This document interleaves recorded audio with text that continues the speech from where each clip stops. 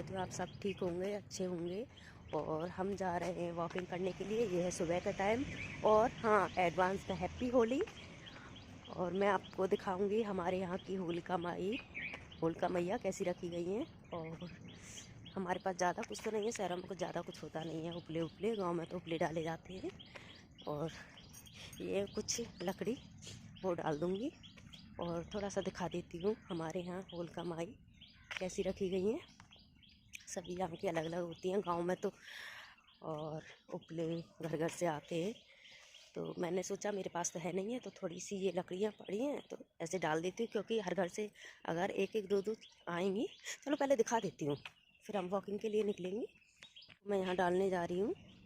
ये कुछ लकड़ी हैं। जैसे मैं आपको बताऊं, होली से 1 महीने पहले से ही लोग इस तरह से किसी खाली जगह या चौराहे पर लकड़ियों का ढेर इकट्ठा करना शुरू कर देते हैं, ताकि होली करीब आते आते होलिका दहन के लिए ज़्यादा से ज़्यादा लकड़ियाँ जमा हो जाएं। और लकड़ी के साथ साथ गोबर के उपले, घास, ब्रुकले भी रख देते हैं, जिससे लास्ट में होलिका दहन के लिए एक अच्छा ढेर बन सके। और होली से 1 दिन पहले यानी छोटी होली को होलिका दहन होता है, जिससे होलिका के अग्नि में बुराइयों के समाप्त होने के बाद खुशियाँ मनाने के लिए अगले दिन रंग की होली खेली जाती है। जा रहे हैं वॉकिंग के लिए। ये देख सकते हो हमारा गेटअप ये है। अब हम चल दिए वॉकिंग के लिए। जब भी आपके साथ बच्चे वॉकिंग के लिए जाएं तो उन्हें एकदम एंजॉय के तरीके से अपने साथ में ले जाएं, क्योंकि बच्चे घर पर बैठकर टीवी और फ़ोन ही चलाना पसंद करेंगे, लेकिन वॉकिंग नहीं। इसलिए बच्चों को वॉकिंग में अपने कदम गिनने के लिए कहें। यदि आप पार्क में जा रहे हैं तो बच्चे से कहें कि घर से पार्क तक कितने कदम होंगे। ये सब करने से बच्चों को अच्छा लगेगा और बच्चे भी मनोरंजन की तरह वॉकिंग करेंगे, जिससे उनके स्वास्थ्य के लिए भी अच्छा रहेगा और आप भी बच्चों के साथ टाइम स्पेंड कर सकते हैं। और बच्चों के मन में क्या चल रहा है, इस तरह से वॉकिंग करते करते उनसे बात भी करते जाएं।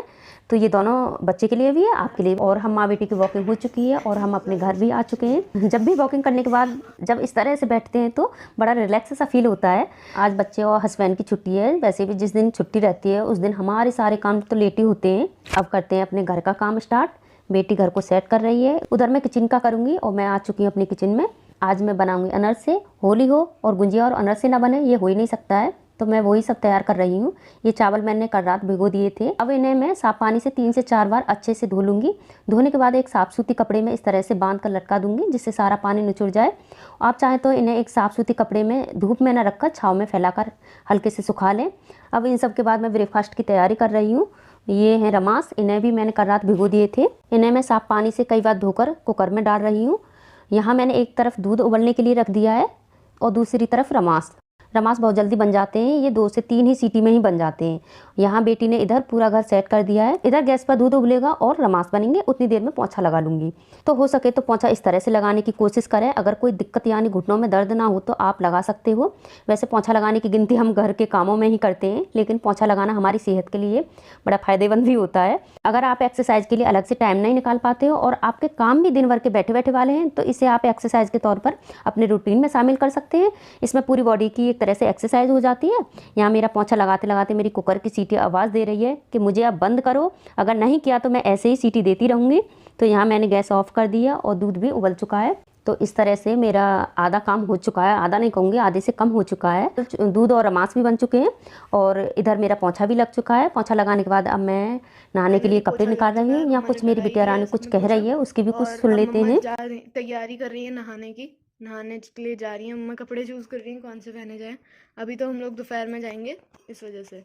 और गाइस, आपने एक चीज़ नोटिस की हो तो ये देखिए, मम्मा की कबर्ड देखिए और हमारी और अंशु की कबर्ड देखना, इतना ज़्यादा डिफरेंस होगा ना, कुछ पूछो ही मत। ये देखिए। और गाइस ये देखिए, पापा का सामान इतने से में आ गया और मम्मा का सामान इतने में भी कम पड़ रहा है गाइस। तो गाइस ये सारी वीडियो आप अपनी मम्मा के साथ शेयर कर सकते हैं। यहाँ मैं नहाकर आई तो बाहर गौ माँ की रवाने की आवाज़ आई, तो बाहर देखा मेरी गौ माँ आ गई है। आप यकीन नहीं मानोगे, जब इस तरह से गौ माता मेरे दरवाजे पर आती है तो मुझे उस टाइम ऐसा देखकर अपने मन में बड़ा अच्छा लगता है, खुशी मिलती है। उस टाइम मुझे ये लगता है मैं कुछ ना कुछ गौ माँ को खिलाऊँ। तो अभी तक मेरा खाना बना नहीं है, यानी कि अभी रोटी नहीं बनी है। तो रोटी नहीं बनी हो तो कोई बात नहीं है। तो यहाँ मैंने आटा लिया है, आटे में थोड़ा सा घी और गुड़ मिला रही हूँ। वैसे ये सब करने से बड़ा सुकून सा मिलता है। जब भी कोई शुभ कार्य करें तो कभी भी आप दिखाकर मत करो, किसी को मत दिखाओ, आप बस चुपचाप ऐसे काम करते रहो, वो अपने अंदर ही सुकून टाइप का मिलता है। पर कमेंट में ये मत करना आप तो दिखा रहे हो। मैं किसी को दिखा नहीं रही हूँ, ये तो मेरा एक तरह से काम बन गया है यूट्यूब का। मैं अपना एक आप कुछ भी समझ लो, मेरा कोई ऐसा दिखाना नहीं है। और कभी कभार ये भी लगता है अगर मैं ऐसी वीडियो डाल रही हूँ, मेरे से अगर कोई भी एक बंदा सीख रहा है, कोई एक व्यक्ति सीख रहा है, तो ये मेरे लिए अपने आप में बड़ी बात है।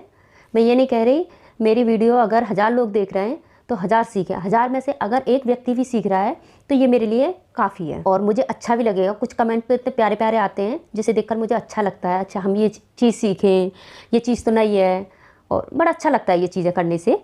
वैसे कई लोगों के मन में सवाल भी आते होंगे कि हम गौ सेवा कैसे करें। कभी होता है ना, देखकर हमारे अंदर भी वही सारी फीलिंग आती हैं कि हम भी करें। ज़रूरी नहीं है कि हम चीज़ें बहुत सारा करके ये सब करें। आप इस तरह से कुछ छोटे छोटे गौ सेवा के प्रति कार्य कर सकते हैं। जैसे जब भी अपना या अपने घर के किसी सदस्य का जन्मदिन हो तो आप गौशाला जा सकते हैं, वहाँ उनके दर्शन करिए, आपको अच्छा लगेगा। और वहाँ आप सेवा भी कर सकते हैं, जैसे उन्हें चारा खिलाइए अपने हाथों से, गौ माँ को सहलाइए।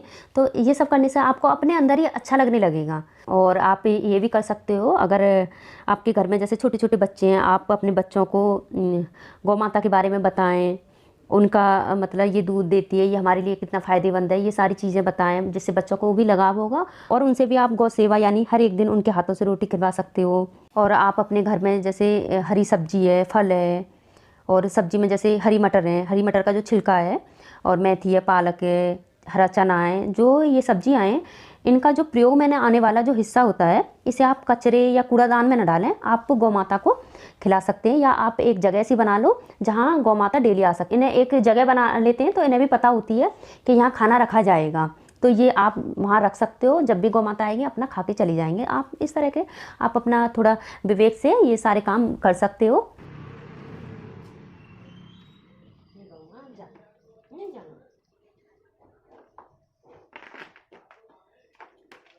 मैंने बोला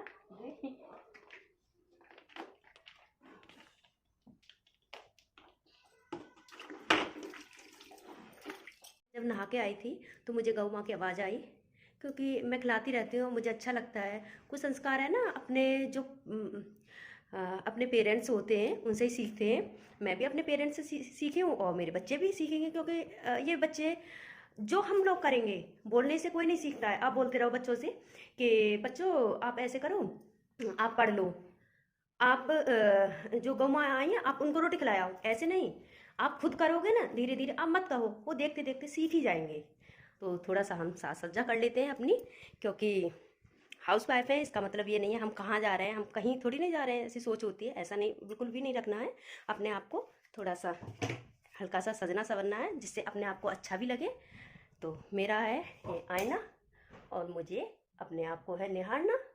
तो अब मैं यहाँ थोड़ा सा मेकअप और अपने आप को निहार लेती हूँ शीशे में, क्योंकि एक आईना ही होता है जो हमें अपने आप खुद को देखकर अपने आप से बातें करना और खुद को सुंदर कहना, ये आपकी एक मेंटल हेल्थ के लिए एक बेहतर हो सकता है। इसलिए जब भी आप मिरर के सामने खड़ी हो तो थोड़ी देर मुस्कुराने की कोशिश करें। ऐसा करने से खुद को हल्का महसूस ज़रूर करेंगे, और कोई टेंशन भी है तो वो टेंशन भी आपकी हल्की सी कम होगी। क्योंकि उस टाइम अपने आप को देखो, हमसे सुंदर कोई नहीं है, हमसे परफेक्ट कोई नहीं है। जो है अपने आप को महत्व दें। कहते हैं ना, अपने आप से प्यार करो। सबसे पहले कहाँ से स्टार्ट करनी है? अपने आप से। कोई भी काम कर रहे हो, कोई भी शुभ काम कर रहे हो, कुछ भी कर रहे हो, अपने आप से करो। अगर प्यार करना है तो अपने आप से करो। कुछ करना है हम दूसरे से, आप ये करो, ऐसा करो, आपका ऐसा व्यवहार है, तो आप दूसरे से मत कहो, आप खुद से स्टार्ट करो। तो ये एक मिरर भी एक तरीके से बड़ा अच्छा है।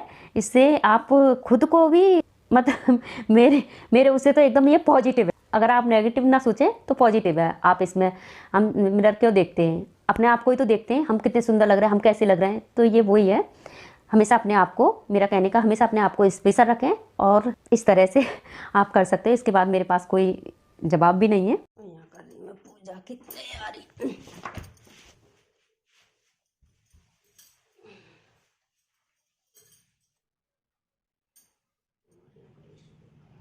हो चुकी है। अब मैं थोड़ा गौ माता को जो आटा खिलाया था उसे साफ कर देती हूँ।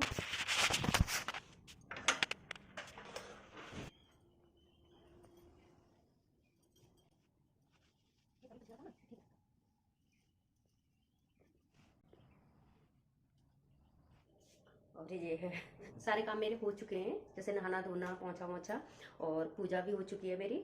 अब इसके बाद बनता है एक गिलास पानी। हमें पानी पीते रहना चाहिए, और मैंने तो एक बोतल भी कर रखी है अपनी, मैंने नहीं, मेरे पूरे परिवार के एक एक बोतल मिलेगी। इस बहाने से ये लगता है ये फिनिश करनी है, तो धीरे धीरे अपना पीते रहिए, पानी पानी की कमी नहीं रहेगी।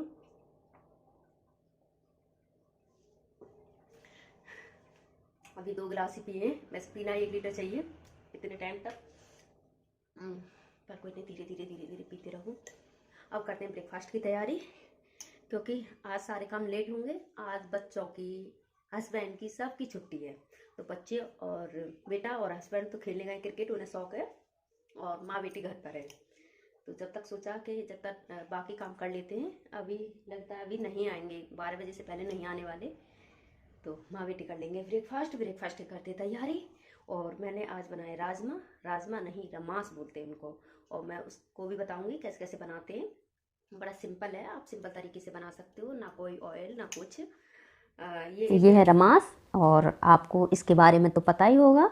इसमें आयरन, विटामिन्स, फाइबर ये सब होते हैं। इसे खाने से हमारे जो शरीर में कई खतरनाक जो बीमारियां होती हैं उससे भी मदद मिलती है।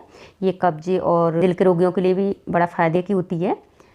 आप इसकी चाट बना सकते हो, और ये ब्रेकफास्ट में भी अपना ले सकते हो। इसे सुबह भी खा सकते हो, ऐसा कोई फिक्स नहीं है, हल्का नाश्ता है ये। और इस चाट को आप घी से सेक के ब्रेड के साथ सर्व कर सकते हो, या चाय के साथ भी ले सकते हो। और मैं आपको ये भी बताऊंगी इसे कैसे बनाना है। तो मैंने रमास को 2 सीटी देकर उबाल लिया था। अब इन उबले हुए रमास में कटी प्याज, टमाटर, हरी मिर्च, आलू, हरा धनिया मिला लें। इसके बाद सफ़ेद और थोड़ा सा काला नमक, चाट मसाला, नींबू ना हो तो अमचूर भी डाल सकते हो। इस तरह से बनकर ये तैयार हो जाती है अपनी चटपटी सा रमास की चाट। और जब मैं चाट बना रही थी तो उसी के बीच में कासी फल की सब्जी बना रही थी, जिससे जब मैं ब्रेकफास्ट करूँ उतनी देर में ये सब्जी बनकर तैयार हो जाए। हमें अपने कामों को थोड़ा सा स्मार्ट तरीके से भी करना चाहिए, जिससे काम जल्दी से हो सकें और अपने आप को टाइम दे सकें, या कुछ और घर के काम के अलावा, ताकि चलो बच्चे ले चलो, जब तक मैं आ रही हूँ, अपने आप को टाइम दे सकें, या जो कुछ घर के काम के अलावा बाकी कुछ करना चाहते हो। मैं कुछ इस तरह ही काम करके अपने YouTube का काम करती हूँ, नहीं तो कहाँ टाइम मिलता है। पूरा दिन एक हवा के झोंके की तरह ही निकल जाता है, सुबह कब हुई शाम कब गई पता ही नहीं चलता है घर के कामों में। तो इधर मेरी सब्जी बनेगी, इधर हम माँ बेटी अपना ब्रेकफास्ट कर रहे हैं। घर का सारा काम हो चुका है। अब मैं करती हूँ अनरसे की तैयारी। वैसे इन्हें कई नामों से भी बोलते हैं, कोई अनरसे बोलता है, कोई हिस्से बोलता है, कोई जैसे गुंजिया को कहीं गुजिया बोली जाती है, कहीं गुजिया बोली जाती है। इस तरह से एक ही चीज़ के अलग अलग शहरों में अलग अलग नाम से बोलते हैं। तो अब मैं कर रही हूँ अनरसे बनाने की तैयारी, सोचा ये भी आपके साथ शेयर कर देती हूँ। ये चावल मैंने एक दिन पहले पानी में भिगो दिए थे, और इन्हें मैंने साफ पानी से धोकर एक साफ सूती कपड़े में इन चावलों को बांध दिया था, जिससे चावल में से पूरा पानी सूख जाए। अब ये चावल इस तरह के एक एक हो गए हैं। यहाँ मैंने एक कटोरी में बूरा, कद्दूकस, गोला, मावा, इलायची के दाने, इलायची के बीज निकालकर इन्हें चीनी के साथ मिलाकर मिक्सी में पीस लें, नहीं तो इस तरह से कूट सकते हो। और जो इलायची का छिलका है ये आप चाय की पत्ती या चीनी में डाल सकते हो, जिससे जब भी चाय बनाएं तो आप इन्हें इस्तेमाल कर सकते हो। और यहाँ मैं इन चावलों को मिक्सी के जार में बारीक पीस लेती हूँ, और इस तरह से छलनी से छान भी लिया है। और मेरा पूरा चावल का आटा छन चुका है। अब इसमें एक एक करके सारा सामान डाल रही हूँ, किशमिश, इलायची, गोला का बुरादा, मावा। ये मावा थोड़ा सा सॉफ्ट बनाएं, मेरा तो ज़्यादा हार्ड बन गया है, तो यहाँ मैं मिक्सी के जार में थोड़ा सा चला देती हूँ। अब इस मावे को भी डाल दिया है। अब इन सभी को थोड़ा सा इस तरह से मिला लीजिए। मिलाने के बाद इसे आटे की तरह अच्छे से गूँथ लें। अब मैं एक कढ़ाई में घी डाल दिया है इन्हें सेकने के लिए। इधर मैं इस तरह से आटा लेकर एक चाकू की मदद से बराबर मात्रा में काट लेती हूँ, जिससे सभी अनरसे एक जैसे हों। अनरसे आप 2 प्रकार से शेप देकर बना सकते हो, एक गोल, दूसरे चपटे में। गोल अनरसे बनाने के लिए आप आटे से छोटी छोटी गोलियां बनाकर सेक सकते हो, और चपटे अनरसे बनाने के लिए छोटी छोटी लोइयों को हथेली से दबाकर चपटा बना सकते हैं। यहाँ कढ़ाई में घी गर्म हो चुका है। अब इन्हें इस तरह से डाल दीजिए। एक चीज़ का ध्यान रखें, जब भी अनरसे को तलें तो गैस की आंच ना तो इतनी धीमी हो ना ही अधिक तेज़, क्योंकि धीमी आग पर सेकने से अनरसे सख्त हो जाते हैं, और अधिक तेज़ सेकने से ये अंदर से कच्चे रह जाते हैं। इसलिए मीडियम आग पर ही इन्हें तलें, जिससे ज़्यादा सख्त नहीं बनेंगे और अच्छे भी बनेंगे। इस तरह से मेरे अनरसे बनकर तैयार हो चुके हैं। तो गाइस मेरा सारा काम हो चुका है, मेरे हिस्से भी बन चुके हैं पूरी तरह से, ये रे। और अब हम लोग जा रहे हैं अपने होम टाउन, क्योंकि होली है। तो ये है कुछ होली का सामान बच्चों के लिए। तो ये सब लोग तैयार हो रहे हैं जाने के लिए। और हाँ बेटा, क्या कुछ टेप या फिर रबड़ वबड़ क्यों खुला है ना?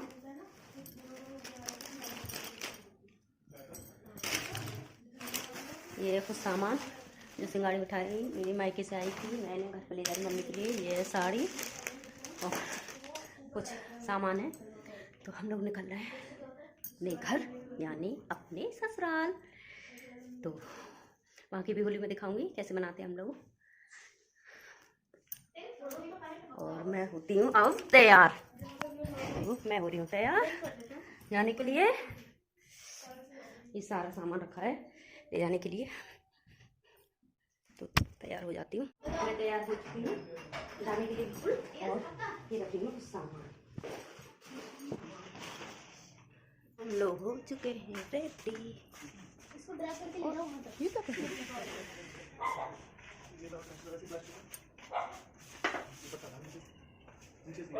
बादल हो रहा है ना, बारिश की वजह से पानी आए पेड़ों में।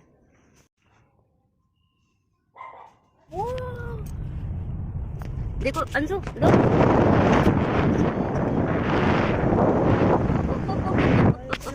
बच्चे एंजॉय कर रहे हैं।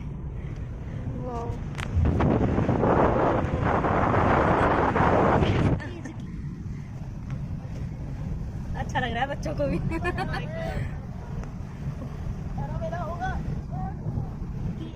और बच्चों के साथ मैं भी पीछे हटने वाली नहीं हूँ। बाप रे बाप, मैं फंस ना जाऊँ इसमें। निकल जाऊंगी। निकल जाऊंगी। अच्छा लग रहा है। और हम आ चुके हैं ससुराल की गलियों में, और मेरा रख चुका है पर्दा। यही पहचान है बहू होने की। उल्टा डाल लिया है, भाई उल्टा तो है, तो पहचान तो इसी से है ना। पर्दा आ गया।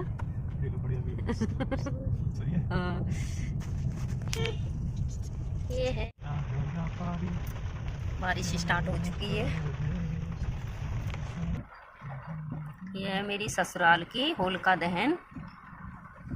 जब मैंने अपनी वीडियो की पूरी एडिटिंग करके इसके बाद जब मैं अपनी वीडियो को खुद सुन रही थी, तो इस वीडियो को देखकर और सुनकर ऐसा फील हुआ कि हमारे जीवन के हर एक एक पल में कुछ ना कुछ सीख छिपी होती है। हर एक चीज़ से कुछ ना कुछ सीखते हैं। तो मुझे लगता है मेरी वीडियो कुछ ज़्यादा ही लॉन्ग हो गई है, तो इस तरह से अब मैं यहाँ करती हूँ अपनी वीडियो का एंड, क्योंकि मैं आ चुकी हूँ अपने घर। और यह होली आपके जीवन में ढेर सारे रंग बिरंगे मौसम, ढेर सारी खुशियाँ और प्यार से भरे दिन लाए। और एक बार फिर से आप सभी को हैप्पी होली।